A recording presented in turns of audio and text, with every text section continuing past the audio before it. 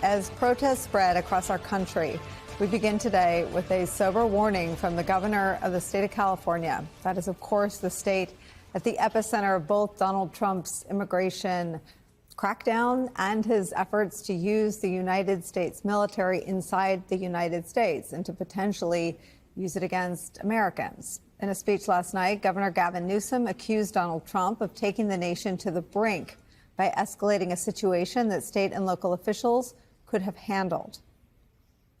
This brazen abuse of power by a sitting president inflamed a combustible situation, putting our people, our officers, and even our National Guard at risk. That's when the downward spiral began. He doubled down on his dangerous National Guard deployment by fanning the flames even harder. And the president, he did it on purpose. As the news spread throughout LA, anxiety for family and friends ramped up. Protests started again. By night, several dozen lawbreakers became violent and destructive. They vandalized property. They tried to assault police officers. Many of you have seen the video clips of cars burning on cable news. If you incite violence, I want to be clear about this. If you incite violence or destroy our communities, you're going to be held to account. That kind of criminal behavior will not be tolerated. Full stop. This situation was winding down and was concentrated in just a few square blocks downtown. But that's not what Donald Trump wanted. He again chose escalation. He chose more force. He chose theatrics over public safety. He federalized another 2,000 Guard members. He deployed more than 700 active U.S. Marines. These are the men and women trained for foreign combat, not domestic law enforcement. We honor their service. We honor their bravery. But we do not want our streets militarized by our own armed forces, not in LA, not in California, not anywhere. Trump and his loyalists, they thrive on division because it allows them to take more power and exert even more control. And by the way, Trump, he's not opposed to lawlessness and violence as long as it serves him. What more evidence do we need than January 6th? Look, this isn't just about protests here in Los Angeles. When Donald Trump sought blanket authority to commandeer the National Guard, he made that order apply to every state in this nation. This is about all of us. This is about you. California may be first, but it clearly will not end here. Other states are next. Democracy is next. Democracy is under assault before our eyes. This moment we have feared has arrived.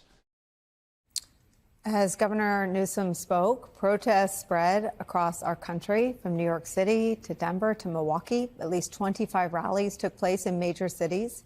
More protests are taking place today ahead of large crowds expected to come out on Saturday when Donald Trump is holding a military parade in Washington, D.C. In Los Angeles, 700 Marines have been mobilized and are in the area now.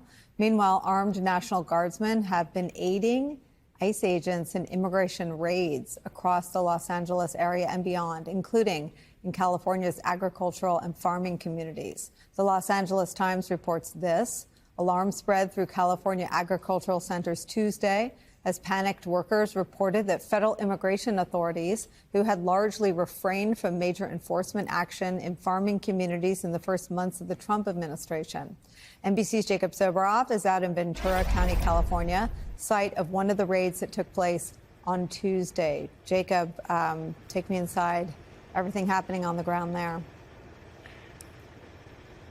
Nicole, this is the latest location that the Trump administration has deployed ICE agents in a form and in a fashion that heretofore we haven't seen, as you mentioned, during this administration, and certainly not on a wide scale during Republican nor Democratic administrations for many decades. This is Ventura County. In Ventura County, one of the hearts of California's agricultural economy, which, by the way, is part of the economic engine of the United States of America. This is a multi-billion-dollar industry in the fourth largest economy in the world, the state of California is. Ventura has thousands of farms just like this one and tens of thousands of workers who work on these farms. And yesterday, as videos started coming in of ICE chasing after workers in fields like this, just like in Los Angeles to the west, it has struck fear into the hearts of the workers of this community. And the idea that this would be some kind of national security threat, or this would be some kind of clear and present danger to the people of California, take a look for yourself. You know what's happening out here right now, Nicole? There are strawberries sitting behind me that are going unpicked. And it's reminiscent, as you look at some of the video of the raids here in Ventura County yesterday, of what happened in Alabama back in 2012 when a restrictive immigration law was put into place back then, and it decimated the agricultural economy. Things are dying literally on the vine. Maybe JB can give you a look. Take a look. I can smell the strawberries from where I'm standing right now. There are a couple of workers out in this field, but really all you see is fruit that is going unpicked. And so what ultimately will end up happening, Nicole, is in a couple of weeks, if not a couple of months, if not weeks, you're going to start to feel the impact on the economy, not just of California, but across the country. The food supply of this state and of people across the nation will start to be impacted. And most importantly, Nicole, the workers who are at the heart, the beating heart of California's economy are not going to be showing up to work. And obviously the consequences of that are very clear to everybody. Jacob, I worked in California state politics at the beginning of my career, and the people who own that land behind you are powerful political forces in their own right. Where are they today? I can tell you that people in this community are incensed. The mayor of Oxnard, California, a city here in Ventura County, spoke out along with the police chief of Oxnard. They represent those business owners that you're talking about. And I'm paraphrasing here, but essentially the mayor of Oxnard said, not only does this put our citizens in danger, in jeopardy, scares people from cooperating with law enforcement, but obviously this is detrimental, if not devastating, to the economy of this part of California. The idea that this is happening here, of all places, you know, does this look like a dangerous location to you? Does it look like there are violent criminals walking out in the fields behind me? This is a change, and this is a change that's going to affect dramatically not only the food product, as I said, and this is the message that they're sending, that goes out across the country. You think by the end of the summer, by the way, when this impact is being felt, as we get into the fall, Thanksgiving season, the produce that comes from here, the vegetables that come from here, the nuts that come from California, and we're talking about billions of dollars of products, produce, and also tens of thousands of people, and virtually overnight, things are going to change out here. And like I said, it is something that the agricultural community here has been fearing for a very long time, and I think a lot of people thought this was not going to happen, but here we are. I mean, to your point, this is where there is scant public support. Pew Research, which last asked the question of the public in March, only 15% of Americans support deporting undocumented immigrants who have a job. 14% of Americans support deporting people who are parents of children that were born here. 9% support deporting people who came to our country as immigrants. And only 5% of all Americans support deporting someone married to a U.S. citizen. I imagine that the people who work there behind you, well, they're definitely all in the first category. They have a job. So 85% of all Americans oppose deporting people like the workers, if they happen to be illegal, who work in the fields behind you. Are you seeing evidence of that public opposition to deporting these folks? Oh, of course. There were rallies on the streets here in Ventura County yesterday immediately after this happened, and several different coalitions swung into immediate action. I can't quite communicate strongly enough how unusual it is to see what I saw on the drive up here. I saw the same CBP Black Hawk chopper, Aaron Marine, that has been flying around downtown Los Angeles, and we confirmed this looking at flight tracking software, flying around these fields. A Black Hawk chopper that normally is down on the border, watching for people that are crossing in an unauthorized fashion, looking for cartel activity on both sides of the border, is flying over strawberry fields in Ventura County. I think I'm just going to leave it at that. I mean, you know, you make your own judgment about what that means and whether or not it's necessary. But that's what's happening at this hour in Ventura County, California. Good evening from New York. I'm Chris Hayes. All over the country this week, regular people are mobilizing against Donald Trump and his administration's overreach, both against his reckless, destructive efforts to detain law-abiding, peaceful neighbors in communities across the country, and also his decision, under dubious legal authority, to mobilize the National Guard and the Marines against peaceful demonstrators. Today, we are seeing folks taking the streets demonstrating against what is happening in this country, from Los Angeles to New York, El Paso to Raleigh.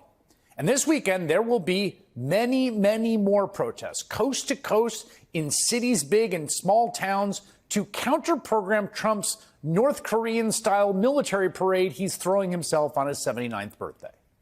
Those protesters have a simple message: we have no king in America.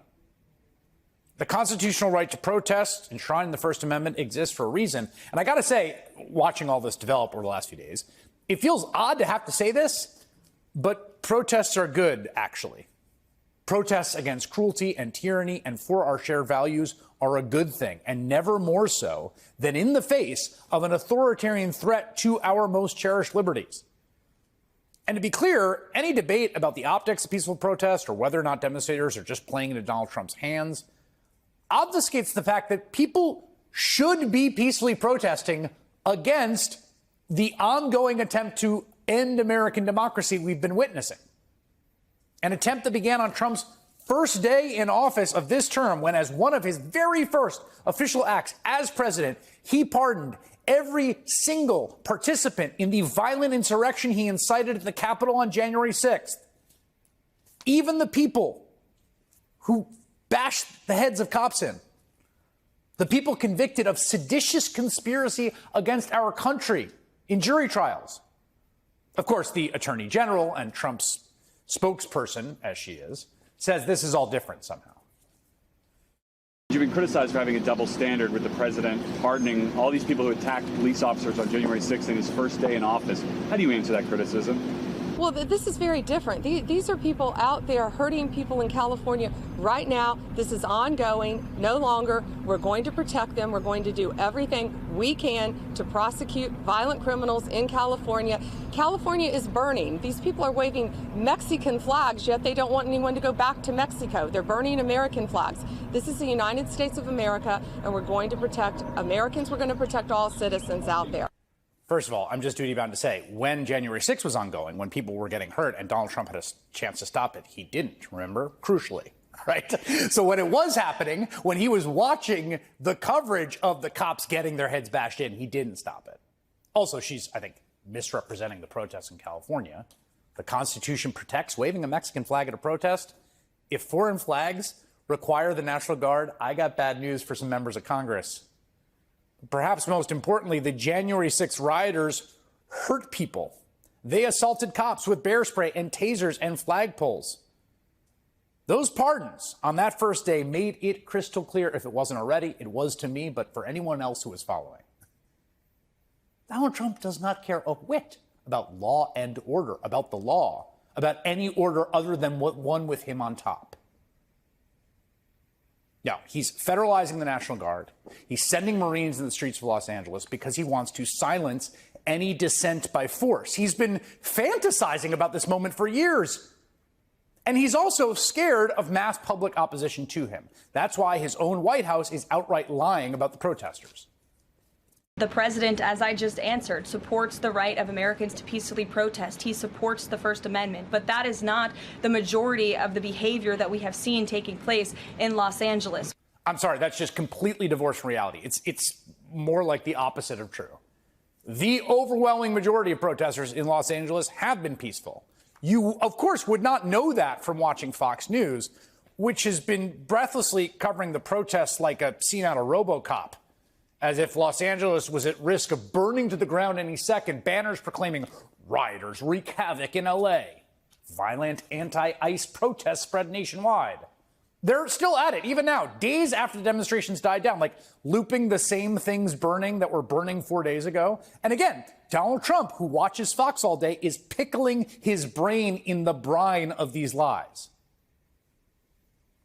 The White House even put out its own propaganda video, selectively editing a handful of moments from about 2 city blocks to make it look like the entire city of Los Angeles is burning to the ground. It's not. And yes, people have thrown bricks. They've lit cars on fire. You can see that. They shouldn't do that. They also don't speak for the vast majority of demonstrators who have been entirely peaceful and playing music and dancing and shouting slogans and engaging in prayer. And those people should keep demonstrating peacefully. This is why the right to, quote, peaceably assemble exists and is enshrined in the very First Amendment of the United States Constitution. We, the people, don't wield the power of the state. What the people have is the ability and the right to go out in the streets and to yell and to petition their government and, yes, peaceably assemble. You are allowed to publicly disagree with the government in this country. In fact, the American tradition of protest predates America itself. It's part of what gave rise to America. We all learned about the Boston Tea Party in school, which, by the way, was a lot more property damage than what we've seen in Los Angeles. Today, basically everybody understands that the protests for racial justice in the mid-20th century, what we call the civil rights movement, were one of the most effective mass mobilizations both in our country's history and in the world. Those protesters knew that while legal challenges to segregation were part of the solution, lawsuits and the like, tangible, nonviolent direct action was equally necessary for victory. Listen to this excerpt from the PBS documentary series American Experience. Nothing changed in the South, which made it necessary for a new strategy to arise. And that new strategy was nonviolent direct action. Nonviolent direct action is using nonviolence instead of violence. Nonviolent techniques invariably confront the segregated lunch counter, the segregated waiting room, against an integrated group of people who refuse to observe the signs or the law or the custom of the segregation. Aspects of that same approach were replicated in mass opposition to the Vietnam War later in the 1960s, which was part of what ultimately forced President LBJ out of the 1968 presidential race. Take a listen to New York's Republican Mayor John Lindsay praising the discipline of the nonviolent protesters following the massive moratorium to end the war demonstration in 1969. All New Yorkers, regardless of their views on the war in Vietnam, can take pride in their city's conduct yesterday. The dignity and decorum on all sides is a testament to the ability of a free people to debate without disruption or violence. The solemnity and purpose of the largest such gathering in history serve notice that the call for peace comes not from any fringe or extreme, but from the broad middle range of New Yorkers and Americans. I want to pay particular thanks to the youth of New York City. It is they who have felt the sharpest impact of the war and who have felt the deepest emotional division. The rallies, the candlelit marches, the silent vigils were peaceful, nonviolent, and dignified. They were a credit to any generation. During each of these periods in history, there are almost without exception protesters among these groups that did stuff that I don't like, that a lot of people at the time didn't like, that went too far. There were endless debates about whether or not people were mobilizing the right kind of way. I mean, in 1961, for example, nearly 60% of Americans said that the lunch counter sit-ins and the Freedom Riders were hurting the integrationist cause. And a lot of times with these kinds of movements, it's only with hindsight we're able to see just how effective those protests really were. In this case, though, folks may already be waking up, and I think this might be the most important takeaway you have from tonight's program, although you should keep watching either way. Donald Trump is on the wrong side of history and underwater in the polls. A new Quinnipiac poll shows Donald Trump underwater by 11 points on immigration, down 16 points on deportations.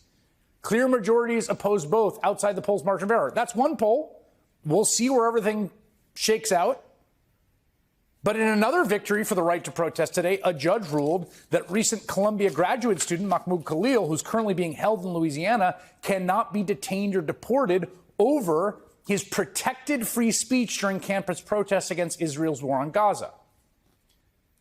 It sometimes cannot feel like it. It sometimes feels like we're in a car in the snow where the tires are spinning. But you get these moments where you can feel a little traction, and public opposition to Trump is working. Protest is how regular people, ordinary folks, make change in this country. Outside of elections and volunteering and working in politics, right? For most ordinary people in between election cycles, the people, the millions of them who are opposed to the assault of our most basic rights, it is the most powerful tool we have.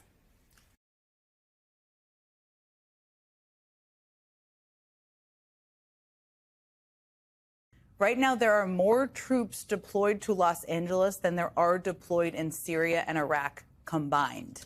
Let me just repeat that, because I've just been thinking about this all day since one of our amazing producers shared this with me. There are more troops deployed to Los Angeles than there are deployed in Syria and Iraq combined. And right now, Donald Trump is also doing everything he can to make Los Angeles look and feel like a war zone. That's on purpose. That's what he's trying to do. Today, NBC News counted 12 Black Hawk helicopters sitting on a tarmac at an airport in Los Angeles. That is not normal, to state the obvious.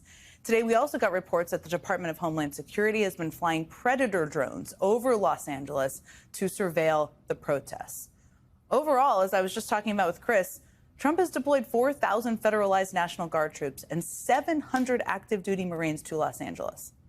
And the reality on the ground is that the protests that Trump sent these thousands of members of the military to deal with are both largely peaceful and primarily isolated within an incredibly small section of the city. You see that tiny speck on the map?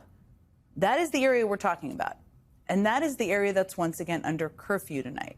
It's basically about 1 square mile, covering a few blocks in downtown LA. And yet, Donald Trump has sent 4,700 troops into the city, a city where the police, the mayor, who don't always agree, by the way, and the governor all do not want them there. And as Governor Gavin Newsom said just last night during our show, California may be first, but it clearly won't end there. Other states are next. That's all part of the plan. And all of the evidence that we're seeing over the last 24 hours tells us the governor is absolutely right. I mean, on Capitol Hill today, Trump's Secretary of Defense, Pete Hegseth, suggested that troop deployments like the ones we are seeing in LA could happen anywhere in the U.S. if necessary. If necessary is what he said. And that statement is even more alarming considering the reporting from NBC News we told you about just last night, that ICE is preparing to deploy the same kind of tactical, militarized immigration teams to 5 other big cities: Seattle, Chicago, Philadelphia, right here in D.C., and New York City. And the leaders of these cities are also preparing because they're seeing what's happening in L.A. Today at a press conference, Chicago Mayor Brandon Johnson made clear he also wasn't going to back down and urged the people of his city to do the same, saying, quote, "I'm counting on all of Chicago to resist in this moment because whatever particular vulnerable group is targeted today, another group will be next." And other leaders across the country are preparing too. Today, CNN reported that other Democratic governors have been calling California Governor Gavin Newsom to tick through scenarios in their minds of how what's happened in California could play out at home for them. Now, we already know from previous NBC reporting that in order to deliver on this massive expansion across the country that Trump clearly wants, Stephen Miller clearly wants, ICE doesn't currently have the manpower to scale up like that on their own, even though the leaders, Trump and his minions, want it.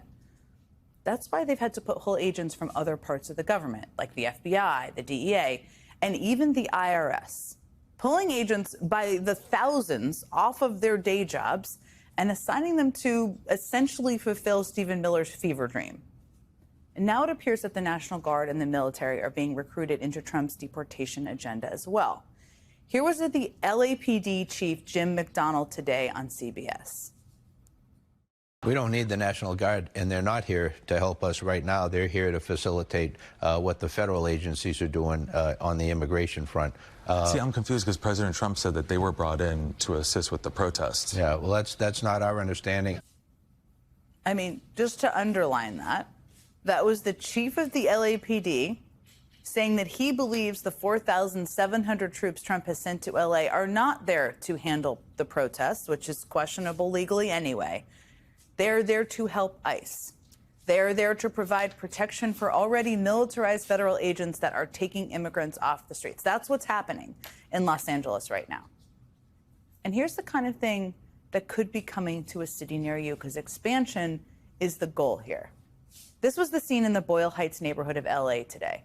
Security camera footage shows federal agents ramming a car to apprehend a man who was reportedly wanted in connection with the protests.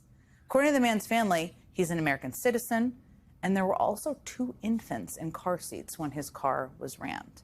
You can see it. That is the scene that I'm talking about right now. 2 infants in car seats in that car. We're also beginning to see churches targeted by federal agents, like in Downey in southeastern Los Angeles. In one of those raids, city leaders say an elderly man was detained while taking his granddaughter to school at one of the churches. There have been dramatic scenes like this one that took place at a car wash in Culver City on the west side of Los Angeles. 7-year-old Jorge Vasquez cried uncontrollably as he watched ICE agents take his father away in handcuffs. His 15-year-old brother Brian yelled, "I'll see you soon, Dad." I lost all I feel is sad. I can't live peacefully without my dad.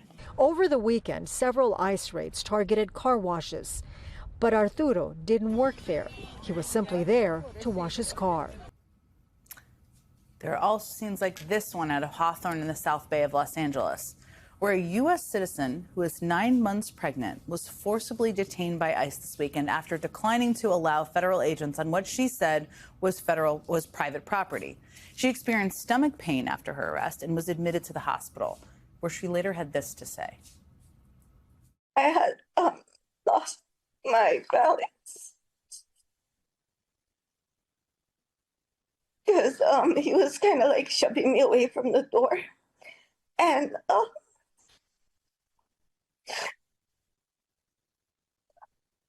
that's when I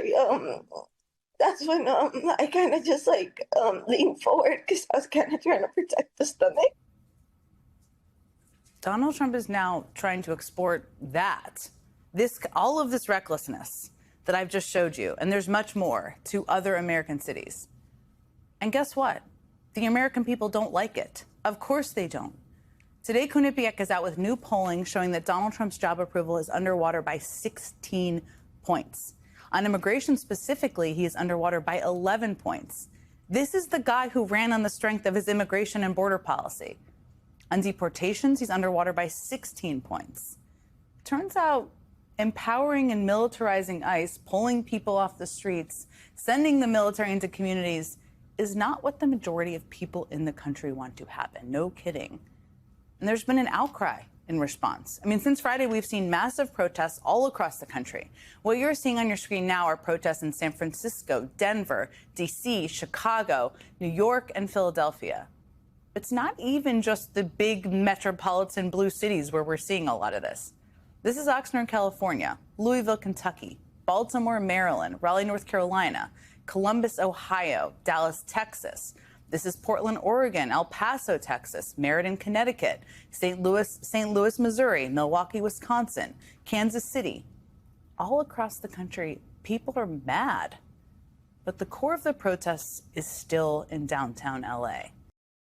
You have the Secretary of Defense, and we were chatting a little bit beforehand, and I was making the point, someone like Hegseth, knowing what we know is coming in his job, is wholly ignorant of the constitutional principles that Senator Reid was talking about, and understanding the differences between the role of the Defense Department and the military versus the governor and the local law enforcement in the state.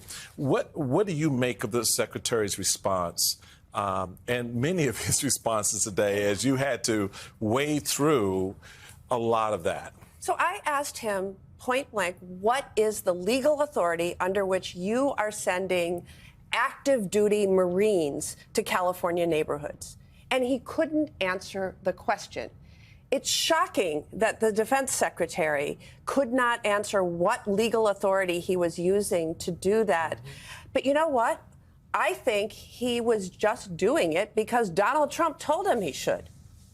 right? Well, Donald Trump Well, that's why I said, got send the in the job, Marines. so. He And said send in said the Marines, yes. and he did. This is specifically. And it's a distraction, as we know, as you were just discussing. This is because his big, beautiful bill, that we call the big, beautiful betrayal, which would terminate health insurance from 16 million people and nutrition assistance from millions more to pay for big tax breaks for corporations. He wants to distract attention.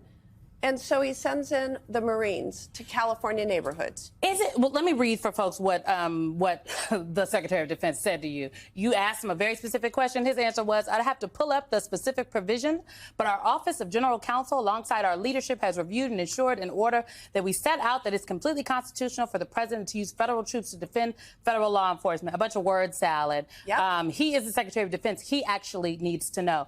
I guess. I don't know if I'm buying into the distraction thing. Can't it be both and? Like, he would like to distract, but also Stephen Miller is on. We are getting these. There's lots of reporting out there about how Stephen Miller had a meeting with ICE, with the agents and the leadership, and said, "Y'all not doing enough. Just get everybody." So can it be that they are just really terribly good at multitasking on some very nefarious things? Well, look, the American people, I think, want dangerous criminal immigrants deported from this country.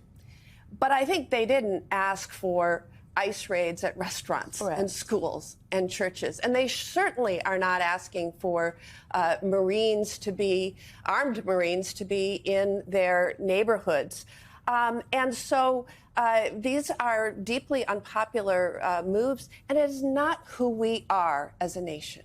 It is not indeed who we are. You know, we were following the story of Hegseth wanting to rename Navy ships, specifically the Navy ship named after famed LGBT activist Harvey Milk.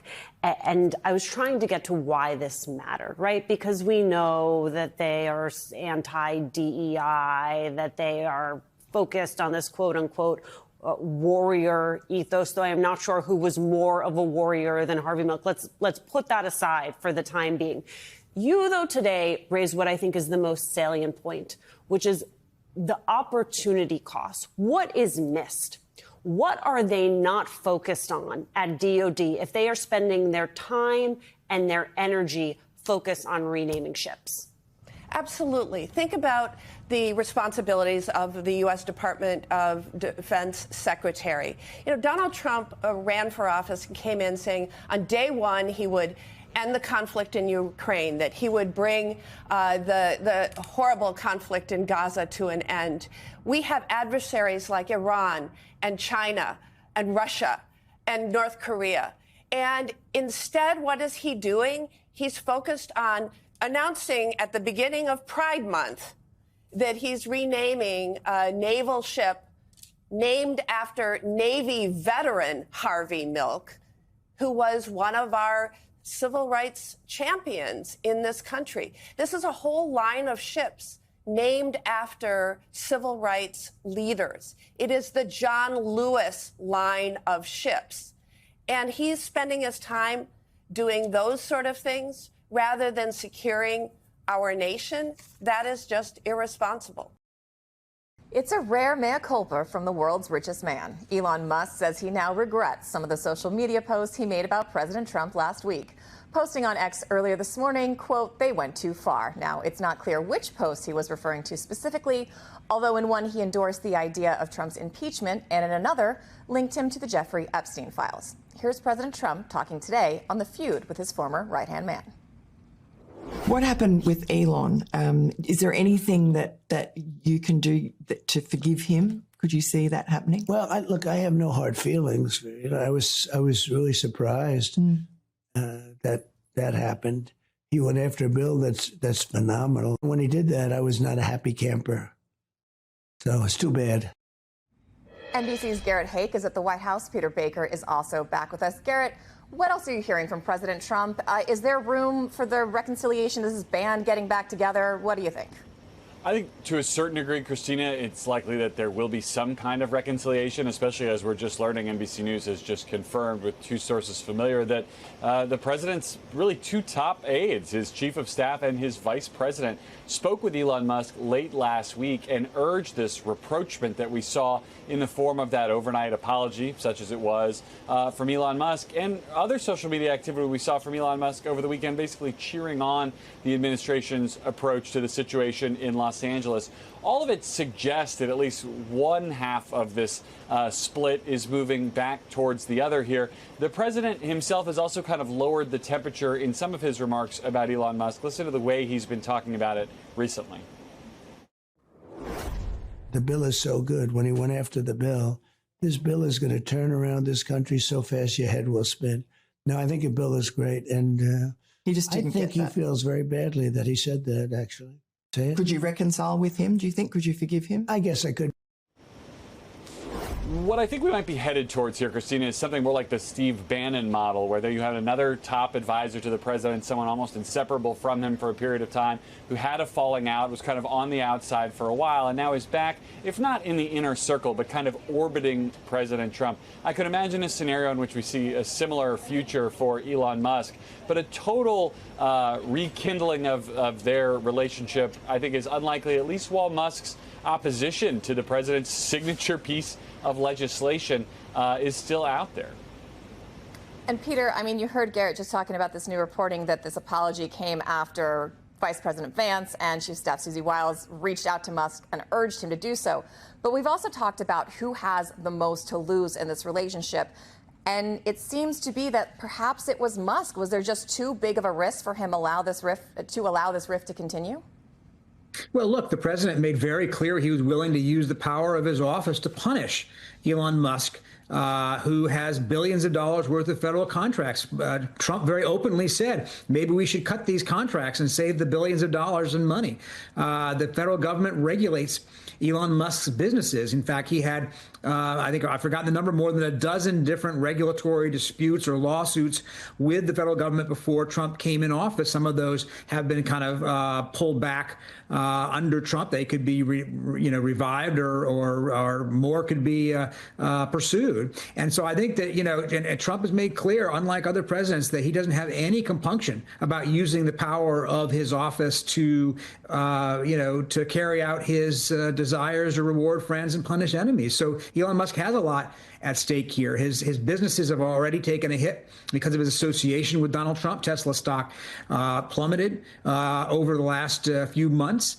It went back up a little bit, I think, after this apology, because I think his shareholders are eager for there to be kind of a rapprochement. They want to avoid the open conflict in which a Trump who says he likes the word retribution, could find ways to exact it. That's exactly it, because, I mean, we heard the president just say he guesses he could forgive Musk, but this is not this president's favorite thing to do. Do you see these two working together in the future in a way that they have in the past, or will it be different? I think Garrett's got it right. I have a hard time seeing the two of them ever getting back together in quite the same way that they were in those 130 days after the inauguration, in which they were seemingly inseparable, in which Musk basically seemed to be the prime minister under, Trump's presidency. But having said that, they're both mercurial individuals. They don't, stick closely to a certain path. They have a way of getting in and out of relationships and then coming back around to them. Remember, the president's own vice president once compared him to Adolf Hitler, and yet he named J.D. Vance to be his running mate. The president's Secretary of State once, mocked President Trump's private parts, and yet he's now the highest officer in the cabinet. So President Trump has a way of bringing people back into the fold. He may not forgive, he may not forget, but he does sort of, bring people in and out again, depending on how things go and how much they tend to flatter him and play to his ego. All right, we're going to have to leave it there for now. Peter, stick around. Garrett Haake, thank you so much. It's just before the top of the hour. Director of National Intelligence Tulsi Gabbard posted a bleak video on social media warning of a nuclear holocaust. The 3-minute video includes imagery of atomic blasts and simulations of American cities and landmarks like the Golden Gate Bridge being destroyed.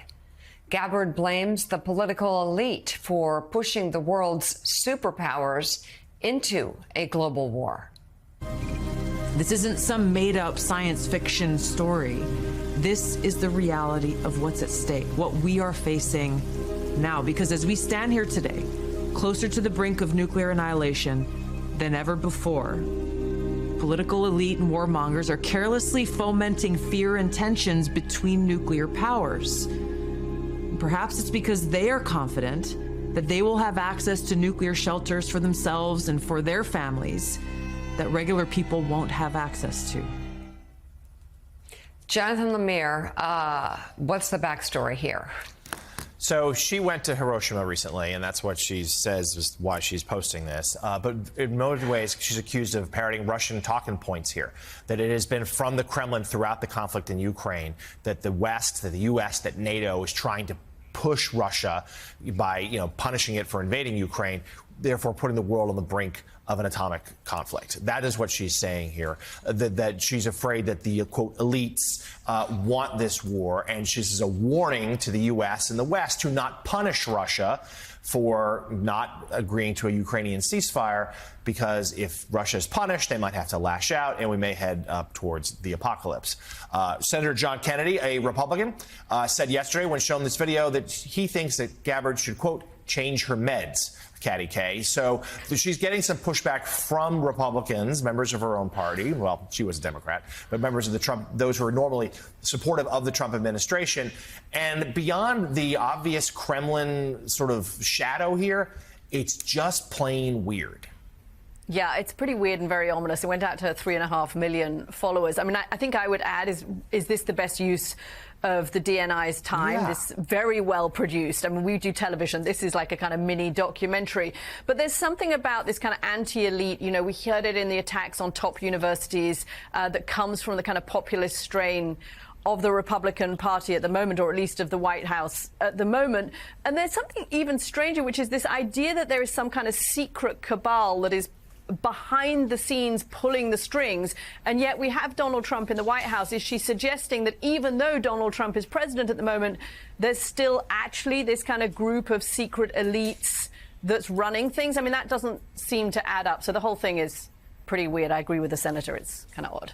Yeah, Mike, it raises the question, is this just something she's freelancing on? Is this coming from the United States government? Her office was asked by a few media outlets and said Donald Trump shares this view, too, which, as John points out, is exactly the view of Vladimir Putin, which is don't support Ukraine too much. You're only going to escalate this war. Give us everything we need here. But this is, a 3.5-minute video from the director of national intelligence. Ominous is a friendly word.